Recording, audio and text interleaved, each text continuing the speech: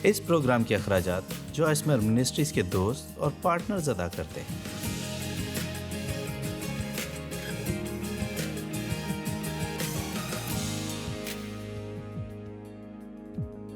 آج روزمرہ زندگی سے لطف اندوز ہونا میں میرے ساتھ شامل ہونے کا شکریہ۔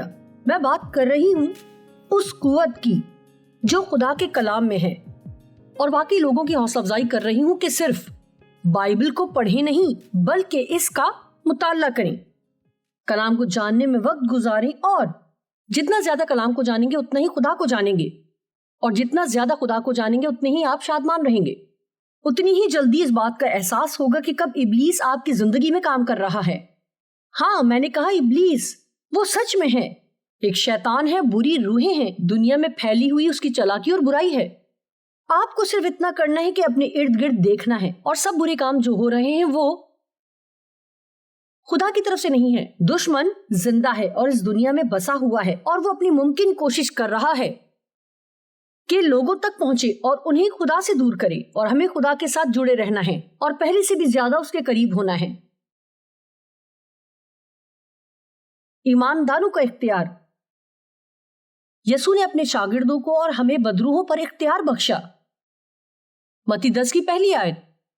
پھر اس نے اپنے 12 شاگردوں کو پاس بلا کر ان کو ناپاک روحوں پر اختیار بخشا۔ آپ اس وقت جہاں بھی ہیں، آپ وہاں پر یہ کہہ سکتے ہیں کہ میرے پاس اختیار موجود ہے۔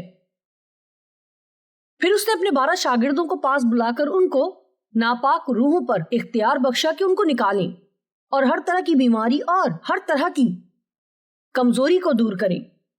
تو یسوع نے انہیں اختیار بخشا کہ ہر طرح کی کمزوری کو دور کریں اور بری روحوں کو نکالیں۔ اب اگر کسی میں بدروح تھی تو میں جانتی ہوں کہ اس پر کئی سوالات اٹھ سکتے ہیں۔ کیا ایک مسیحی میں بدروح ہو سکتی ہے؟ آپ جانتے ہیں؟ نہیں، میرا ایمان ہے کہ اگر خدا آپ میں ہے تو ایک بدروح آپ میں نہیں رہ سکتی، لیکن وہ آپ کے رویے کو متاثر کرتی ہیں، اور اگر ہم دھیان نہ رکھیں تو ابلیس ہمارے ذریعے کام کر سکتا ہے، جبکہ ہمارے ارادے اچھے ہیں اور ہم یہ نہیں جان پاتے کہ وہ یہ کر رہا ہے۔ میرا مطلب، میں بہت سے ایسے لوگوں کو جانتی تھی جو کہ مسیحی تھے اور میرے بہت اچھے دوست تھے، اور انہوں نے مجھ سے خدمت میں نہ آنے کی بات کی۔ جی، وہ میرا برا نہیں چاہتے تھے، لیکن ابلیس انہیں استعمال کر رہا تھا تاکہ مجھے وہ کرنے سے روکیں جس کے لیے خدا نے مجھے بلایا تھا۔ کیونکہ جب خدا نے مجھے خدمت کے لیے بلایا تو اس وقت عورتیں خدمت میں نہیں تھیں، اور یہ بہت سی جگہوں پر قابل قبول نہیں تھا، اور جب میں نے خدمت کا آغاز کیا تو میں بھی اس سے ناواقف تھی۔ مجھے محسوس ہوا کہ اگر خدا نے مجھے اپنی خدمت کے لیے بلایا ہے تو مجھے یہ کرنا ہے، اور لوگوں کے ارادے درست ہو سکتے ہیں، اور آپ کچھ دیر بعد جانیں گے کہ ابلیس نے پطرس کو استعمال کیا تاکہ یسوع کو صلیب پر جانے سے روکے، لیکن یسوع نے فوراً اسے پہچان لیا اور اس نے ابلیس پر اختیار حاصل کیا۔ آپ کے پاس اختیار ہے، لیکن آپ کو اس اختیار کو استعمال کرنا ہے۔ آپ کو ایمان لانا ہے کہ آپ کے پاس اختیار ہے، اور دنیا میں با اختیار شخص کی مانند چلیں۔ اپنے سر بلند رکھیں، اپنی راہ میں آنے والی کسی بھی مشکل سے مت گھبرائیں، بہت سی چیزوں کے بارے میں پریشان مت ہوں۔ ایمان رکھیں کہ خدا آپ کے لیے ہے اور وہ آپ میں ہے اور آپ میں قوت ہے۔ لوکا 10 کی 19 میں لکھا ہے، دیکھو میں نے تم کو اختیار دیا کہ سانپوں اور بچھوؤں کو کچلو اور دشمن کی ساری قدرت پر غالب آؤ، اور تم کو ہرگز کسی چیز سے ضرر نہ پہنچے گا۔ اب اس کا یہ مطلب نہیں کہ آپ کی ہڈی نہیں ٹوٹ سکتی یا گر نہیں سکتے یا خود کو نقصان نہیں پہنچا سکتے، لیکن اس کا یہ مطلب ہے کہ بالآخر خدا آپ کی دیکھ بھال کرے گا۔ پولوس نے کہا، کیونکہ زندہ رہنا میرے لیے مسیح ہے اور مرنا نفع، تو ہمیں موت سے بھی ڈرنے کی ضرورت نہیں ہے، کیونکہ ایک ایماندار کے لیے موت ایسے ہے جیسے ایک دروازے سے دوسری دنیا میں جانا، کیونکہ ہم ابدی مخلوق ہیں، ہم خدا کے ساتھ ہمیشہ کی زندگی گزاریں گے۔ مرکز 16 کی 17 میں بائبل کہتی ہے کہ اور ایمان لانے والوں کے درمیان یہ معجزے ہوں گے، اور ایمان لانے والوں کے درمیان یہ معجزے ہوں گے، وہ میرے نام سے بدروحوں کو نکالیں گے، نئی نئی زبانیں بولیں گے، اور یہ اسی طرح بڑھتی چلی جاتی ہے، وہ بیماروں پر ہاتھ رکھیں گے تو اچھے ہو جائیں گے۔ جی، آج کے دور میں ہم اس میں سے کتنی باتیں دیکھتے ہیں، میرا مطلب شاید ہی کوئی یقین رکھتا ہو۔ لوگوں نے ایسی چیزوں کو چھوڑ دیا ہے۔ میں ابھی بھی بیماروں کے لیے دعا کرتی ہوں. جب بھی مجھے موقع ملے میں کسی بھی بیمار پر ہاتھ رکھ کر اس کے لیے دعا کروں گی، کیونکہ میرا ایمان ہے کہ ایک ایماندار میں جو مسا ہے وہ کسی اور کی بیماری کو دور کر سکتا ہے، اور آپ کو اس پر ایمان رکھنے کی ضرورت ہے. لوگوں کے لیے دعا کریں کہ خدا انہیں شفا دے. ابلیس کو اجازت مت دیں کہ وہ آپ کا فائدہ اٹھائے. اور ایمان لانے والوں کے درمیان یہ معجزے ہوں گے. جانتے ہیں صرف وہ لوگ نہیں جو یسوع پر ایمان رکھتے ہیں، بلکہ وہ جو معجزات پر بھی ایمان رکھتے ہیں. آپ ان پر ایمان رکھتے ہیں؟ کیا آپ کہہ رہے ہیں جی میں نہیں جانتی، میں ایمان نہیں رکھتی، میں اس پر ایمان نہیں رکھتی؟ یہ افسوسناک ہے کہ ہمیں ان چیزوں کے متعلق زیادہ نہیں سکھایا جاتا، اور آپ کسی ایسی چیز پر ایمان نہیں لا سکتے جس کے متعلق آپ نے نہ کبھی سنا یا پڑھا ہو. کلام کا مطالعہ کریں اور جانیں کہ یہ کیا کہتا ہے. آپ کو دشمن پر اختیار دیا گیا ہے، لیکن آپ کو اس اختیار کو استعمال بھی کرنا ہوگا. بائبل ابلیس کو جھڑکنے کی بات کرتی ہے، اسے باندھنے کی. ہمیں اس بات کو جاننے کی ضرورت ہے کہ ہمارے پاس اختیار ہے.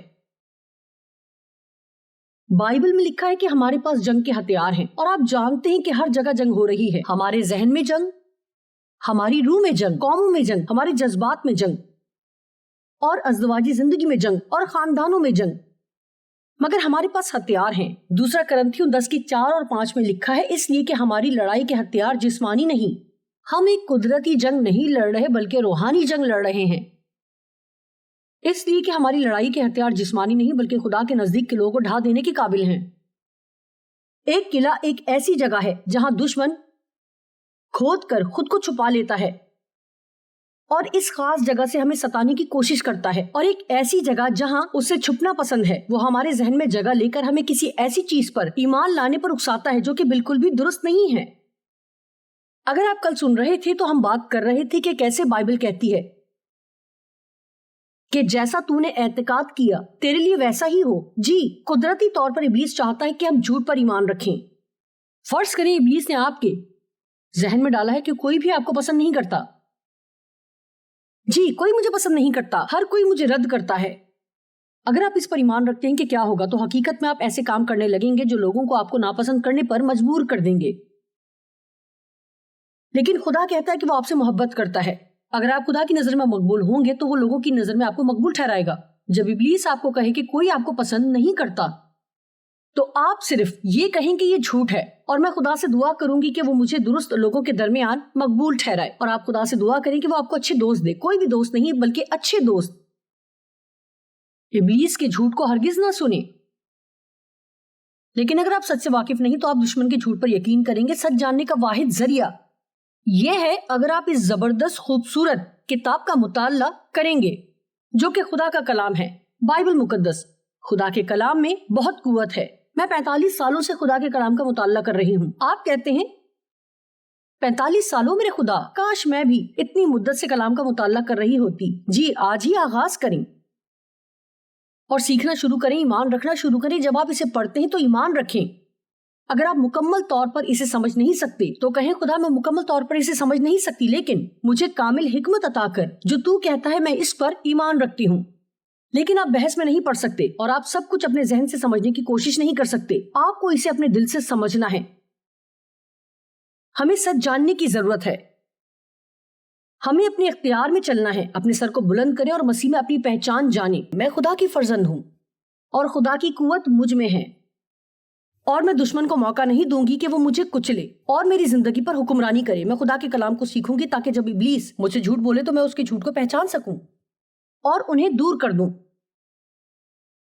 لوکا 4 باب میں بائبل میں لکھا ہے کہ پھر یسوع روح القدس سے بھرا ہوا دلچسپ یردن سے لوٹا اور 40 دن تک روح کی ہدایت سے بیابان میں پھرتا رہا.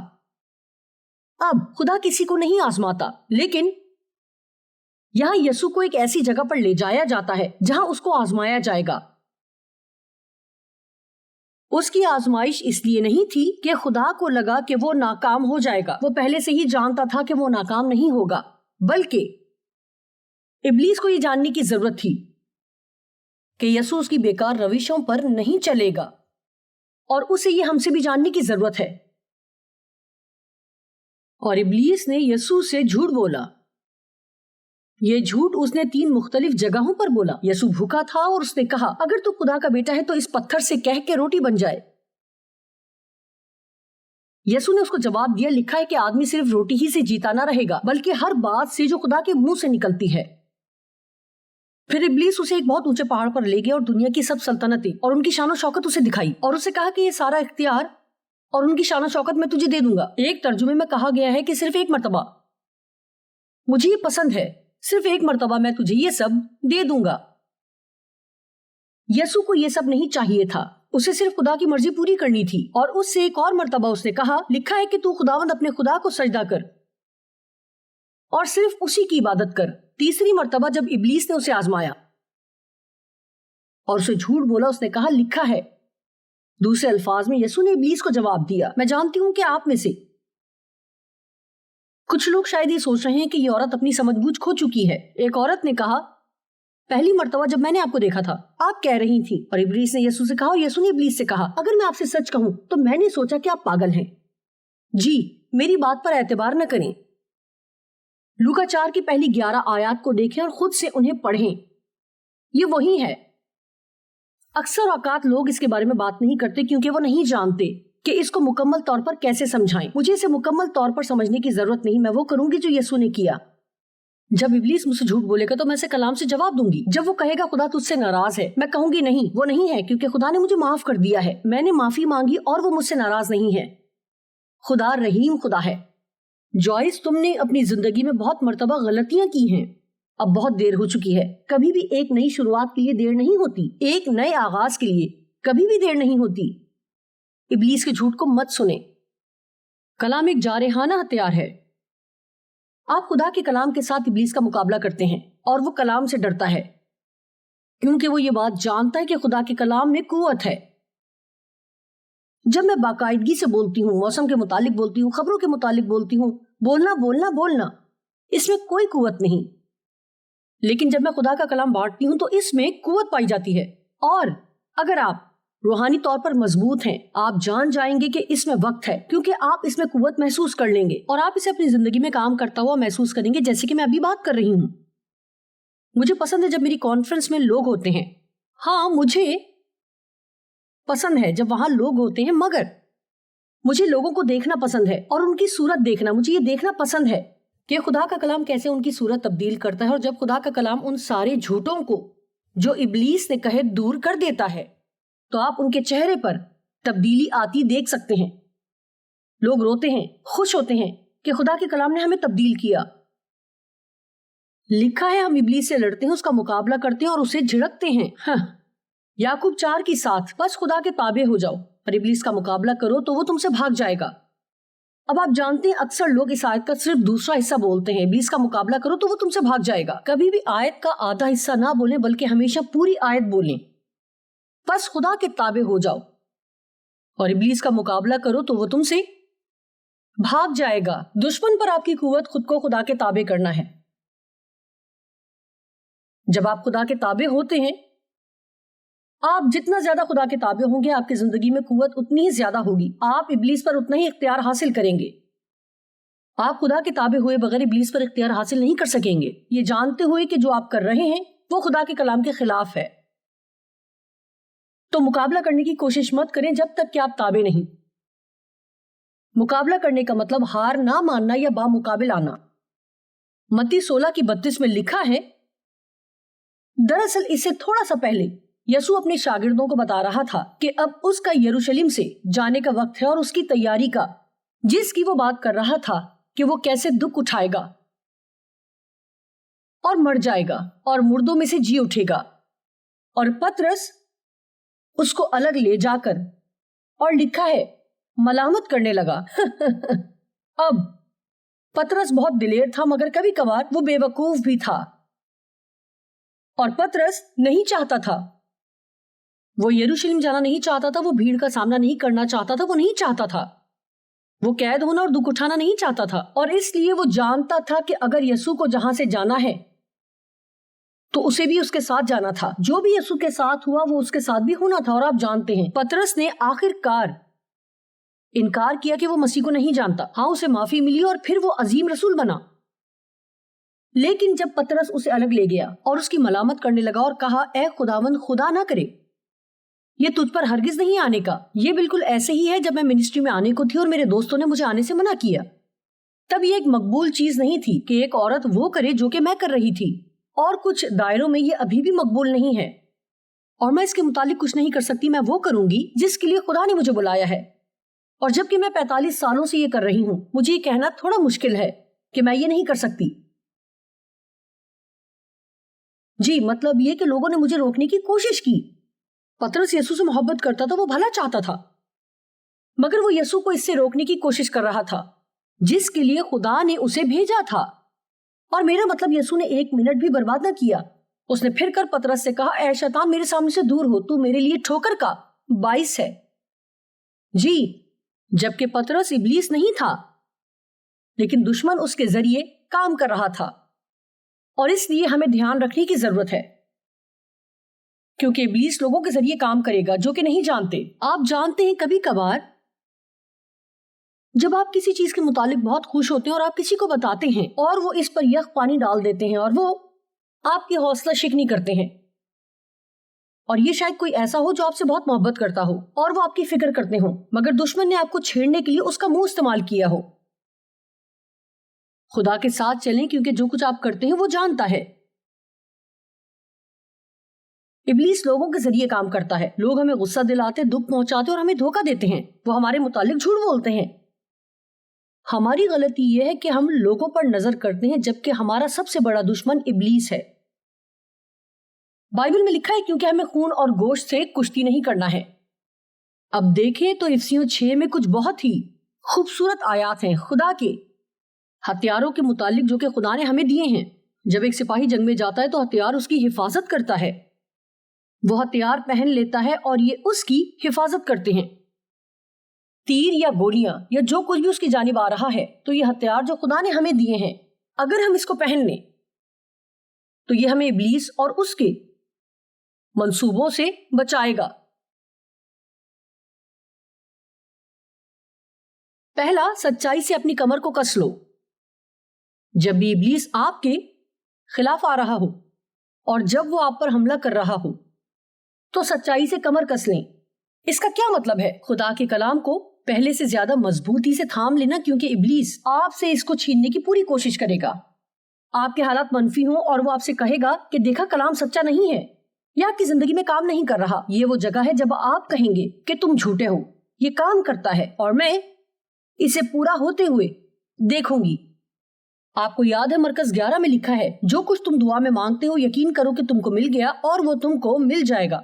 اس سے پہلے کہ آپ کچھ دیکھیں ایمان رکھیں اور وہ آپ کو مل جائے گا۔ اور درمیان میں ایک ایسا وقت بھی ہوگا جب آپ انتظار کر رہے ہوں گے، اور آپ میں سے بہت سے لوگ جو ابھی دیکھ رہے ہیں آپ اس وقت میں ہیں۔ او خدایا، ابلیس آپ سے جھوٹ بول رہا ہے، وہ کوشش کر رہا ہے کہ آپ ہمت ہار جائیں، وہ آپ سے کہہ رہا ہے کہ آپ کے لیے کچھ بھی اچھا نہیں ہوگا۔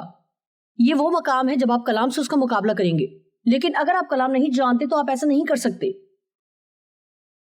آپ کو کلام کو جاننے کی ضرورت ہے، آپ کو خدا کو جاننے کی ضرورت ہے، اور آپ اسے کلام کے ذریعے جان سکتے ہیں۔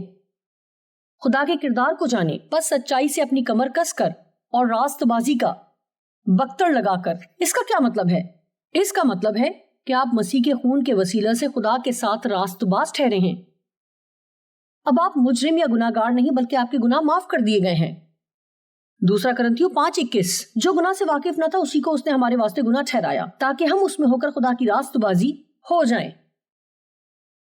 ہاں، آپ خدا کی راست بازی ہیں۔ آپ کو ہر وقت یہ سوچتے رہنے کی بالکل ضرورت نہیں کہ میرے ساتھ کیا غلط ہے۔ خدا آپ کو راست باز دیکھتا ہے کیونکہ وہ آپ کو مسیح میں دیکھتا ہے۔ ہم خود سے راست باز نہیں ٹھہر سکتے بلکہ مسیح کے ذریعے سے۔ خدا ہمیں راست باز جانتا ہے اور ہمیں اسے پہننا ہے۔ بائبل کہتی ہے پس سچائی سے اپنی کمر کس کر اور راست بازی کا بختر لگا کر۔ اور یہاں پر پہننے کا مطلب ہے اس پر ایمان رکھنا کہ آپ خدا کے ساتھ راست باز ہیں، سزا کے نیچے مت جئیں، اور پاؤں میں صلح کی خوشخبری کی تیاری کے جوتے پہن کر۔ کیا آپ جانتے ہیں اطمینان در حقیقت ایک ایسا ہتھیار ہے جو کہ دشمن سے آپ کو بچائے گا، چاہے وہ ہمیں پریشان کرنے کی کتنی ہی کوشش کرے۔ ہم جتنی غلطیاں کریں گے، ایسی چیزیں کہیں گے جو نہیں کہنی چاہیے، اور ایسے کام کریں گے جو نہیں کرنی چاہیے، وہ اتنا ہی زیادہ ہمیں جھنجھوڑ سکتا ہے، پریشان کر سکتا ہے۔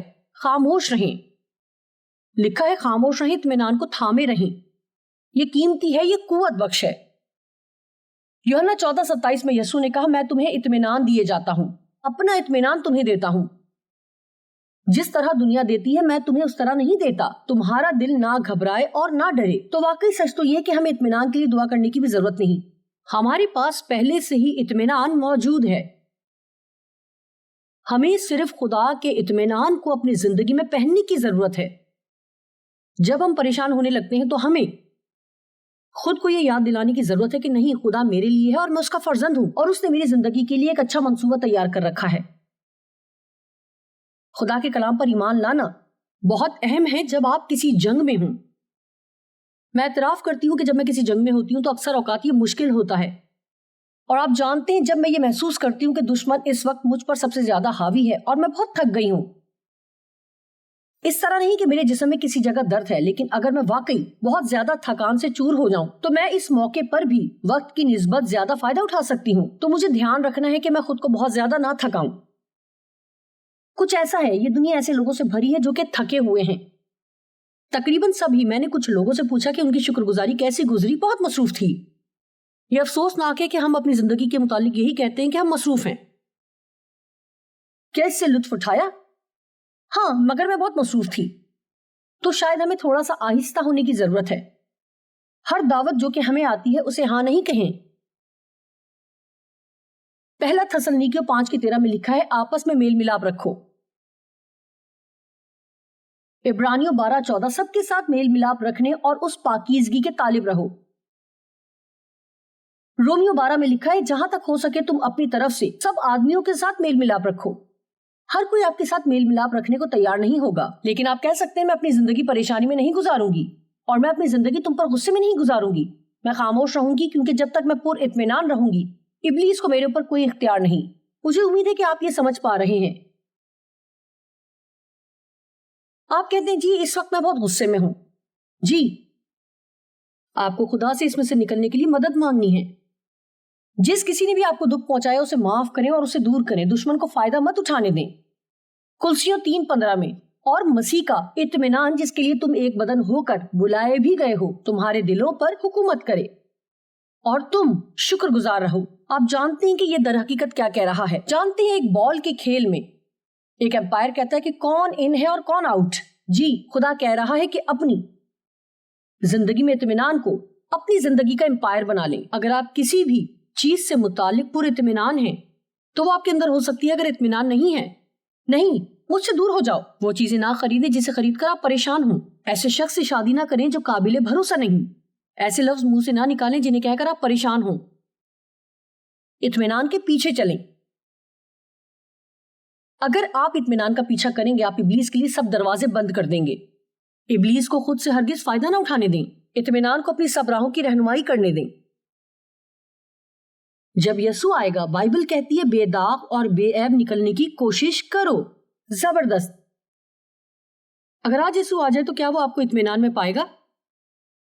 یا آپ 20 مختلف چیزوں کے متعلق پریشان ہیں جس کے بارے میں آپ کچھ نہیں کر سکتے، صرف خدا کر سکتا ہے، اور آپ اپنا وقت خدا پر ایمان رکھ کر اور کلام کا مطالعہ کر کے زیادہ بہتر گزار سکتے ہیں۔ رومیو 16:20 خوبصورت آیت، خدا جو اطمینان کا چشمہ ہے شیطان کو تمہارے پاؤں سے جلد کچلوا دے گا۔ زبردست۔ اطمینان میں قوت ہے، اطمینان نہیں تو قوت نہیں۔